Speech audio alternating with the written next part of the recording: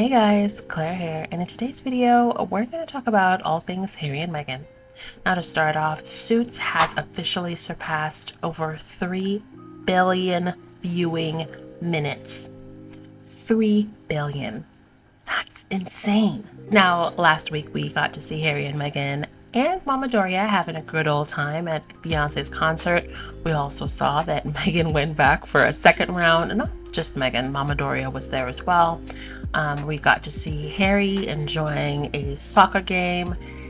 And I remember someone on Twitter talking about the photo of Meghan on something that sort of looks like a little balcony, where she's sitting amongst Jeff Bezos from Amazon, Kris Jenner, and the co-CEO, Ted oh my god, I don't want to mispronounce his name, but the top guy of Netflix and his wife, just having a lovely time. Talk about a power crew. And not only was she with them up on that balcony, she was also in the VIP section. We saw those really cute pictures of her with Kelly Rowland and Kerry Washington, all three of them looking glowy. The melanin was popping, and I am here for it. We also saw someone take a sort of like aerial shot, and we saw her with Lilibet's godfather, the Tyler Perry. So Meghan was mingling and having a good time, and we love that for her. Now, we also saw that Harry made a very quick appearance for the Well Child Awards in the UK, which he has been a patron of for, 15 years now. His speech was so moving, and I'm going to try to add a little bit of it in here. Good evening, everybody. It's obviously wonderful to be back here, but this time at the 18th Annual World Child Awards, a night that I personally look forward to each year because I get to be with you, and you guys at the back as well. Tonight, we meet to celebrate the tremendous strength and spirit of children and young people across the UK and the individuals who are transforming at-home care for thousands. Your collective stories of strength, compassion, and perseverance are inspiring to not only those in this room, but to many far and wide. You have set the bar, and you've raised it time and time again. And I am so humbled to stand before you as I strive to convey your impact in words. As you know, I was unable to attend the awards last year as my grandmother passed away. As you also probably know, she would have been the first person to insist that I still come to be with you all instead of going to her. And that's precisely why I know exactly 1 year on that she is looking down on all of us tonight, happy we're together, continuing to spotlight such an incredible community. For years, I've been patron of Well Child. I've always been amazed by the care and kindness that this organization lives and breathes.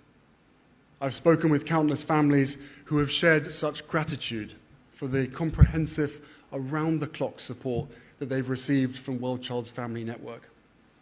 I've been struck by the immense power that comes from connecting families with others who understand and truly see them, and how Well Child has become an emotional support and information lifeline for many during the pandemic and beyond. Also, he was looking relaxed, fresh, and wearing an Hermes tie, which I know because there's articles about Harry's fashion.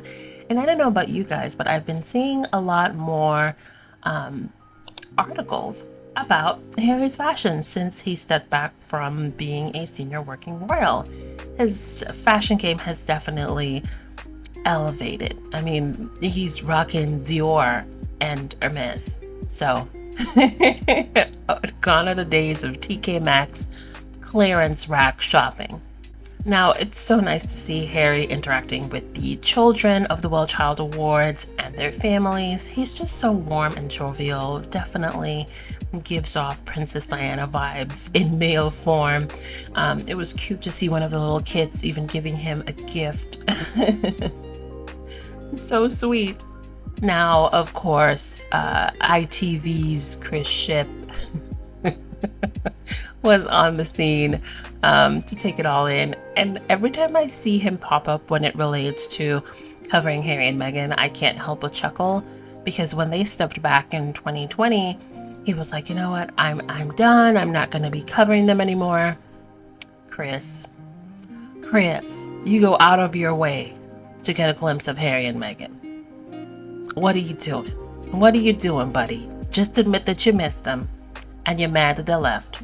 This event is just wrapping up tonight, but actually Harry went some time ago. He gave that speech you've just listened to. He went straight in his car and he was off on his way to the Invictus Games at Dusseldorf. And of course we know that that's not true, because tourists got a quick snapshot of him leaving the chapel, where he went to pay his respects to his grandma, while like his father and his brother and his wife were in like different spots meeting people, you know, doing the PR thing.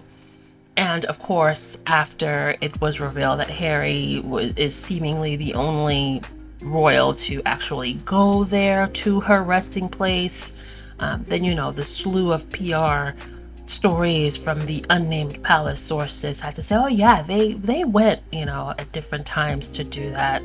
Do I believe that? No, because I feel like every time they do go out and do certain things, it's always choreographed and it's always videoed and shared with the public. So I don't know. I don't know and I don't care, but I do find it funny that whenever Harry does something, they sort of have to feel the need to have some sort of reaction to it, or say, well, yeah, he did that, but you know what, we did that first. It's so childish.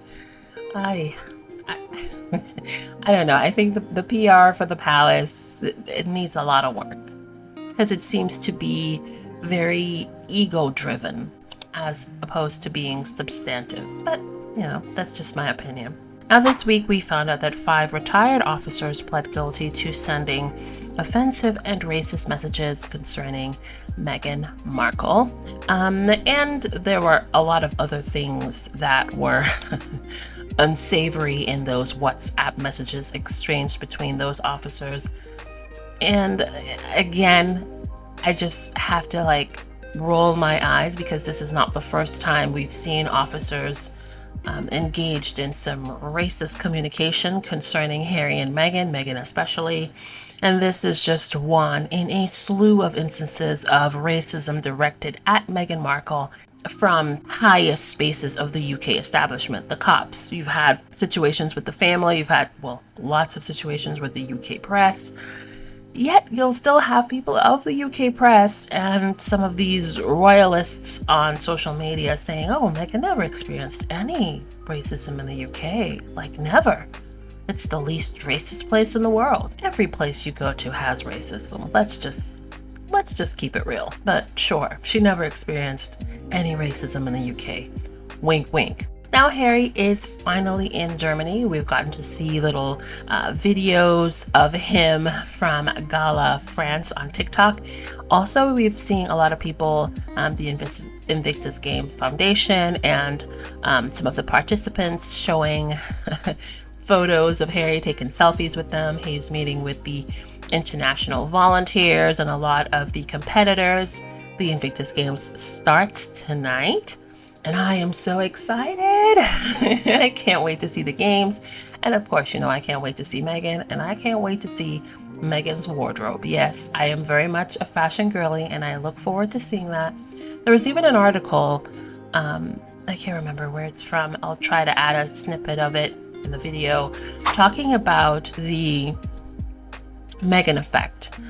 Whenever she's seen at the Invictus Games, a lot of the people or the companies, the fashion finds, sort of, they sell out. There's a huge interest in it. I think the article was talking about someone whose jewelry Meghan was wearing, and just like that, the interest in their store, in their jewelry, got sold out. And we've seen this being a consistent thing when it comes to Meghan Markle appearances. She's seen, and the Meghan effect takes place. So I'm excited for that. Also, if you guys have watched Heart of Invictus, you know that we have little snippets of Harry and Meghan's office. And the Daily Mail, being the obsessive Daily Mail, did an entire spread picking apart every aspect of their office. An entire article dedicated to that. The royals that they say that everyone hates and is irrelevant. But okay. And oddly enough, the rug from Harry and Meghan's home office, the Google searches for it skyrocketed. So, yeah, there's a lot of power in Harry and Meghan's brand. So now I'll leave you with some highlights of the Invictus Games happenings so far, and I'll talk to you guys in the next video.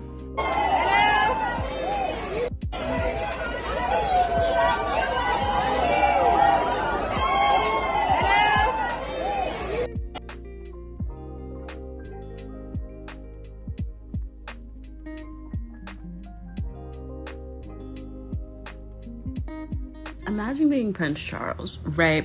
First in line to the throne after your mummy dies, and you have to get married, and you marry this timid 19-year-old who you think you can bend to your will, and suddenly she becomes the people's princess. And imagine that. And then you cheat on the people's princess, and then the people's princess dies. She dies in infamy, and all of her popularity trickles down to your kids, and now your kids are more popular than you, and everyone cares what they're doing. And then your kids get married and everyone cares about what their wives is doing. One of your kids lives in California and the British media writes about them more than they write about you. Imagine being king and being upstaged by your American daughter-in-law. Hell, being upstaged by Kate and she don't do nothing. I would raise hell. I'll be honest, I'd raise hell. There were 2 photos released today that are seemingly unrelated, but I think that both of these photos really highlight who Prince Harry truly is. The first photo you've probably seen. Reports say that a tourist snapped this photo of Harry leaving Windsor Castle, which is the burial site of his late grandmother, Queen Elizabeth II, as well as his grandfather. After that photo was released, a royal source quickly reported that other members of the family had visited this burial site as well today, which is interesting that they felt the need to get that message out there. And I don't know what other members of the royal family visited, but we do know who didn't. But what I love about Harry's visit to his grandmother's burial site is it wasn't performative. There was no press arranged to take photos. There were no crowds invited for handshakes. He didn't need to prove to anyone that he's honoring his grandmother. It was always clear, even through photographs, that Harry and the Queen had a special relationship. Her eyes lit up around Harry, and he always managed to make this seemingly stoic woman laugh. It was as if they shared a quiet secret that no one else knew. And so for Harry to honor her memory, almost also in a quiet, secret way, seems perfect for the relationship they had. And I'm sure today is a difficult day for him. Not only is it the anniversary of his grandmother's death, but this day must also bring up all of the memories of how he and Meghan were treated as they tried to get to the Queen. We know about him not being invited on the flight. We know about Charles saying that Harry was welcome but Meghan was not. And we know that when Harry finally arrived at Balmoral, the Queen had already passed. And this example of Harry not wanting recognition for honoring his grandmother, and instead just wanting to quietly do the right thing, also made me think of this photo. The Invictus Games Foundation announced today that Tyra has officially arrived in Dusseldorf to compete in the Invictus Games for Team Ukraine. And if you don't know who Tyra is, go watch Heart of Invictus on Netflix. She was one of several veterans featured in the documentary, and I might spoil a bit of her story here, so turn away now if you don't want to know. I think for a lot of people, her story was a difficult one to watch.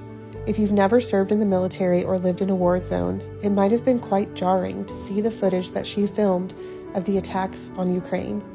And if you have served or been through something similar, then the footage probably brought up a lot of emotions and memories for you. I know for me, the end of episode 3 was particularly hard to watch. Tyra repeatedly held the hands of innocent Ukrainians, innocent children, who were caught in the attacks on her country as they died, and then she herself was captured. But if you haven't watched the documentary, and you only know what you read about in the media, then you may not know Tyra's story. Because the media, or at least the UK media, will tell you that Harry made this documentary all about himself, that he whined, he talked about his own trauma, none of which is true. And what the media is not saying, and what Tyra herself has said, is that the Invictus Games contributed to her release. She was well known in her country as a military leader, and despite making a propaganda video using her, Russia publicly claimed that they had not captured her and they did not know her whereabouts. The Team Ukraine and her daughter repeatedly told her story and showed her photos and let the world know who she was and what had happened to her. And they were able to do that because of the global coverage the Invictus Games now receives, because of Harry. Had Harry never started the Invictus Games, had he never created this platform, Tyra's country might have known she was captured, but the world may not have. And it was that pressure, that global pressure, that made an impact. And now here she is, a year later, probably still very much healing, but ready to compete at the Invictus Games. And usually I would say I'm cheering for all the athletes, but I might be cheering just a bit louder for this one. I'm not exactly sure what post of mine it was, but there was a few people saying that they think that King Charles and Prince Harry will reconcile. I am all for families being together and reconciliation taking place when there's a broken relationship. But I'm also very much for boundaries, and boundaries is what Harry and Meghan have placed. There were a few people saying that the PR, basically the British media, would force King Charles into having a cordial relationship with Harry. And I don't think you guys realize what boundaries are when you say that. When someone places boundaries, they're not going to put themselves into a forced relationship. Like, they know what a forced relationship is versus genuine change. Meghan and Harry aren't dumb. Like, they're not these like naive people who are gonna be like, oh, you all of a sudden want a relationship with us? Sure. Like, no. They're going to look for genuine change and growth. They're not just going to have a relationship to have a relationship, or else they would have a relationship with them right now. I know Harry loves his family, and I know he wants reconciliation. I think at the end of the day, even Meghan wants that for him because she knows that family is important. But they also know that their mental health and what their children see and are exposed to are of much more importance right now than to have toxic relationships in their life. So I don't think that they would entertain a relationship when it's being forced. And they sure as hell are not going to have a relationship with someone to help their public appearance. Like, that's not going to happen. Charles might reach out for that reason, but they're not going to do it just to help his image. Like, they're not. All right, I hope you guys are ready for some tea because it's hot. I wasn't going to address this and I didn't want to give it light, but you know what? Let's do it. I'm going to start off by saying the UK, girl, evil. The media is evil. If literally the little bit that I've seen in regards to how they get treated, and like it's only been a little bit for me. So let's start off with Kinsey Game. In 2015, I won a contest for singing on Instagram to attend the iHeart Awards for free. We had all access. At the time, she was a red carpet reporter for the show, so I got to meet her. She was really nice. She was really sweet. And we took a photo. Yeah, it was at the iHeart Awards. Like, there is a literal video. I'll literally loop it right now. Have a good time? Yes, that is how I know her. We have remained friends on Instagram. That is it. We have not hung out since that day. And another thing, I did not give her the exclusive, and I found out from everybody else. I had no fucking clue that she took my video. I did not give the permission, and I've already submitted a claim to YouTube to take that down. And on another note, I didn't know how right-wing the show she had moved to was. All I know is that she used to like Meghan and Harry, and we used to chit-chat about it online to each other. That is it. That is the extent of the friendship. Nothing else. And on top of that, I thought it was nothing at first. I let it roll over my shoulder. I'm like, was that up that she went on TV and said we were friends on a right-wing show? Like, I am completely opposite. If you look at the videos that I'm posting, it's clear we do not have the same opinion. As for covering my tracks, I know what's on my page. That photo is still there. I went to the iHeart Awards. I won a contest. I loved that day. I kept it up. The reach that the UK is doing right now to try and spin this as if I didn't pay for my own seats, and I'm best friends with the right-wing media. Like, none of this makes sense. As for the box seats, I have receipts, and here they are. And they're trying to spin it as if like, oh, I'm just going so hard for them. First off, I'm brown. I know what it's like to deal with racism. I also have married a Brit, so I had those same fears that I was gonna deal with racism. Luckily, I didn't. My husband's family is amazing, loving, supportive. Like, I love them to death. And the claims that I'm a lower level social media person trying to just get attention, first of all, you want the attention. Y'all are all up in my DMs trying to buy the rights to the videos, which I've sold to no one. Make it make sense. So in short, did I tell Kinsey or give Kinsey permission to post that video? No. Do I know Kinsey?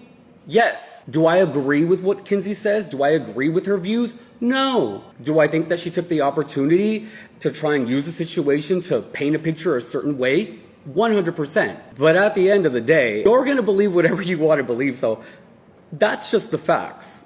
Come on. This isn't my first time at the rodeo. I've gone viral several times. It's not a big deal, but Jesus, it's a big deal when the UK media is involved. And didn't do those tacky, like, hands-on hips, Kardashian poses. Imagine hating someone so much even the way she poses bothers you. Imagine hating someone so much, her going to a concert, dancing.